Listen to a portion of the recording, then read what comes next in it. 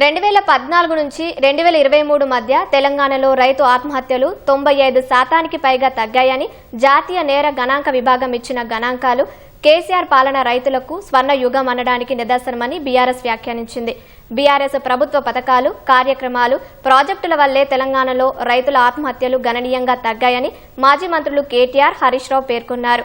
ఈ మేరకు సామాజిక మాధ్యమం ఎక్స్లో వేర్వేరుగా పోస్టులు పెట్టిన ఇరువురు 2014లో తెలంగాణలో రైతులు, కౌలుదారులు, రైతు కూలీల ఆత్మహత్యల సంఖ్య 1347 ఉంటే 2023లో 56కు తగ్గిందని గుర్తు చేశారు.